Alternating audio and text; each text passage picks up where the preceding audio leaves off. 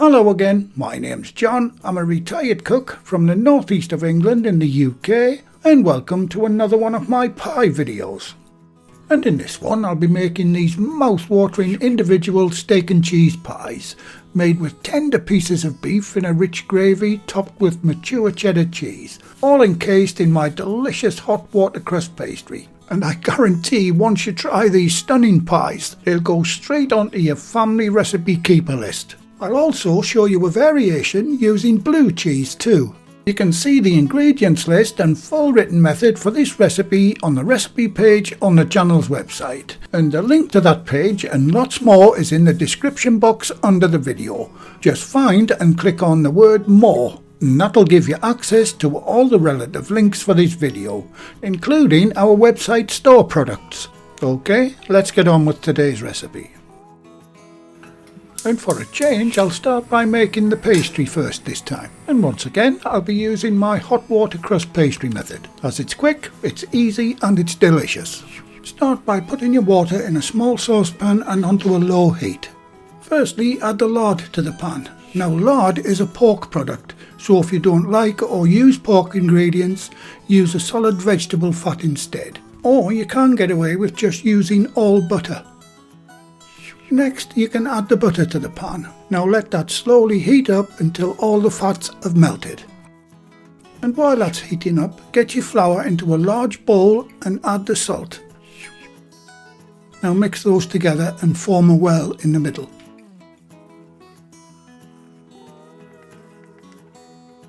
Soon as the fats have melted, add the hot liquid to the flour in the bowl. And using my trusty wooden spoon handle, I'll bring it all together.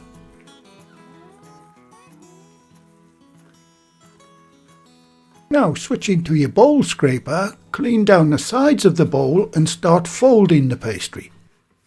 And a very quick mention to the channel's Patreon members and supporters, I'll be giving the latest list a shout out a little later in the video. Tip it out onto the bench and start to fold it together with your hands. It should be cool enough to handle by now, but always check first. Don't overwork the pastry, just enough so it has a nice even colour throughout.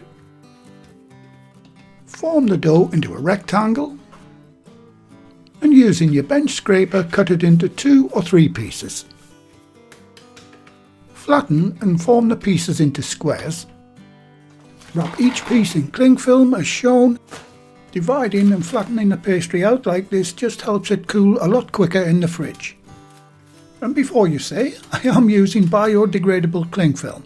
Now get it into the fridge for at least 1 hour before using it. On to making this delicious pie filling. In a medium-sized saucepan, heat up half of the oil from the ingredients list. I'm using vegetable oil, but any cooking oil will do. Now add the onions and cook them until they're soft. Once your onions are nice and soft, you can add your finely diced garlic and stir that in. Okay, I'll let those finish on the back burner for now. In a wok or frying pan, heat up the other half of the oil. Once hot, add your diced stewing beef. I'm using chuck steak, but skirt is a very good stewing beef too. Once the meat's in the pan, make sure each piece is separated. Don't have them sticking together. Toss and stir the meat continuously. Evaporate any water that leaches out of the meat too. You normally get this with cheap supermarket meats. In real time, this should take around 5 minutes to do.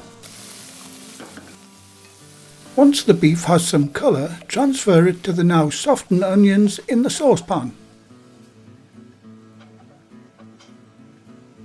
Now give those a good mix together. Time to add the beef stock. I'm simply using a couple of beef stock cubes. If you have any natural beef stock, all the better.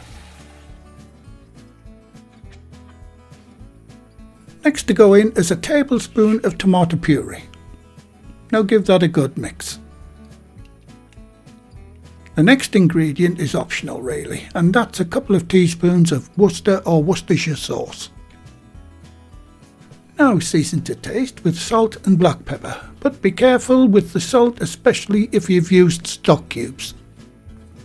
Okay, give that a stir, bring it to a low boil and get the lid on. Oops, I almost forgot to add the bay leaves. Now add 2 or 3 depending on how big they are. Now you can get the lid on and simmer on a low heat for 1 hour or until the meat is nice and tender. Once the time's up, test that your meat is nice and tender. And mine is, and if yours isn't, just give it a bit more time. Now you can remove the bay leaves, their job is done. Next thing is to thicken the filling. There's lots of ways you can do this, but I like to use corn flour, or you may know that as cornstarch, mixed with a little cold water. Simply add it to the filling and stir it in. It'll instantly start to thicken up. Right, that's done. Turn off the heat and let it completely cool before using it. I like to make mine the day before and let it sit in the fridge overnight. But if you want to cool it down quicker, just float the pan in a sink of cold water and it'll be cool enough to use after about 30 minutes. For these pies I'll be using our 12.5cm or 5-inch individual pie tins. And if you want to follow this recipe exactly, these pie tins are now available on our website if you're interested. Now I'm greasing mine with a little lard, butter or a solid vegetable fat will do the same job too.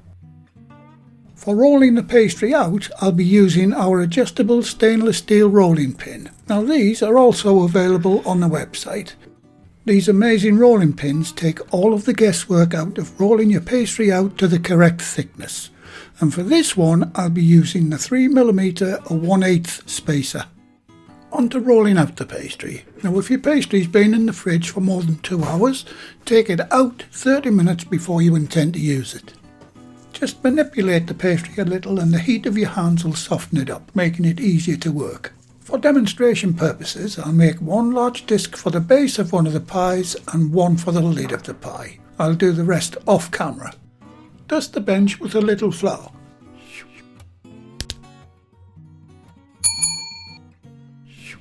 Add a little to the pastry too. Right, I'll start rolling it out until I reach the required length, width and thickness. So keep rolling to the required size. To prevent things sticking, continue dusting the bench and the pastry with flour as and when required. I'll be using these large pastry cutters to cut mine, but you can find something of a similar size to cut yours out.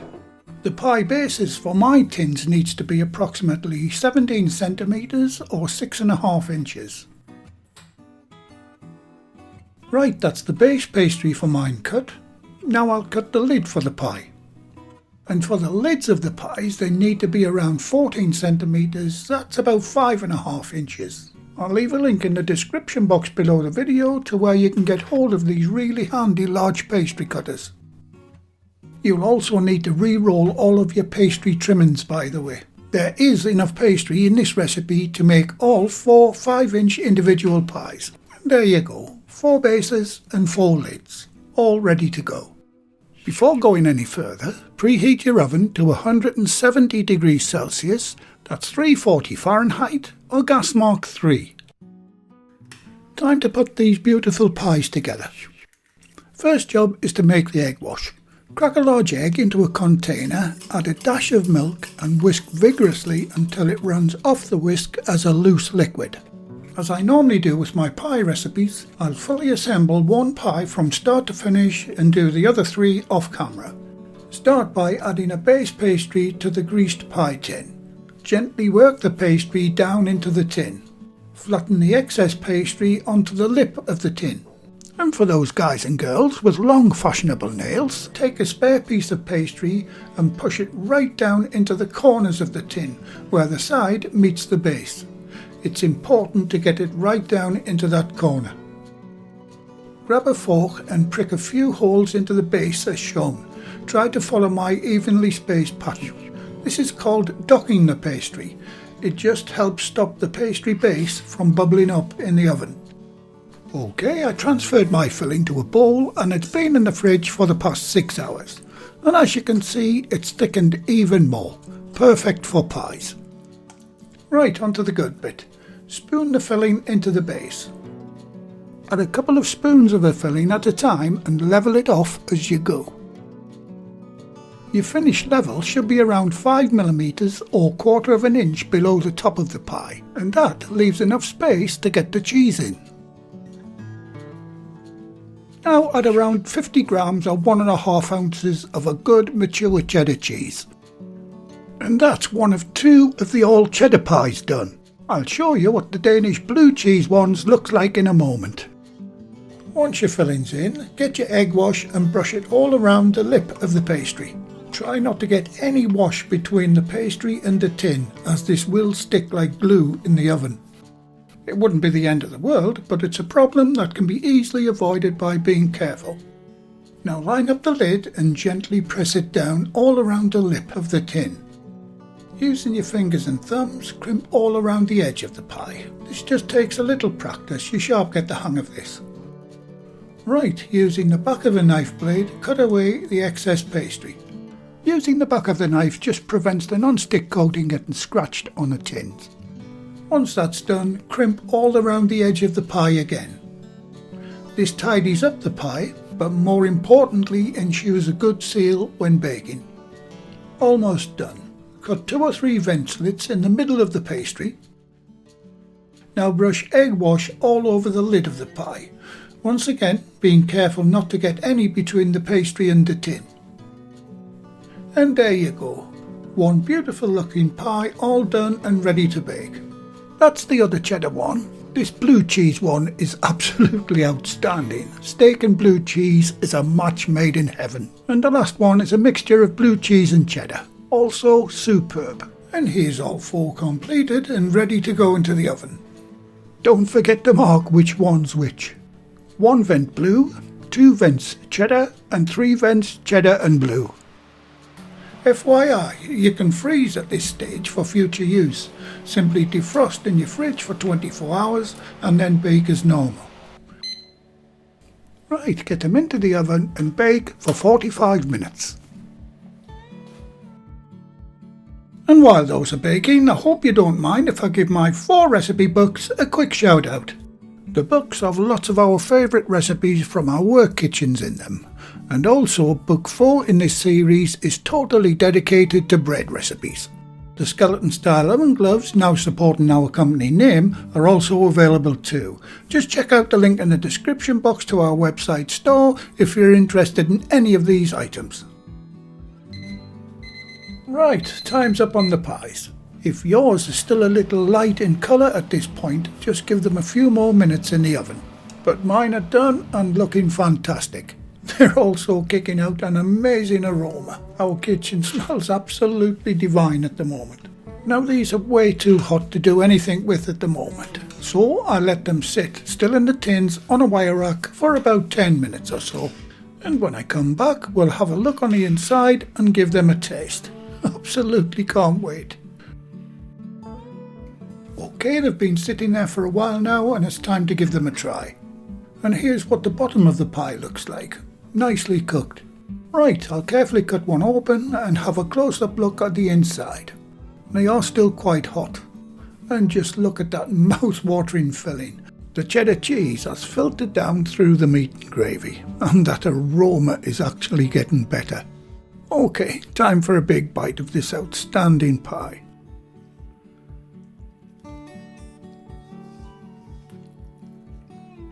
And honestly, that is absolutely delicious.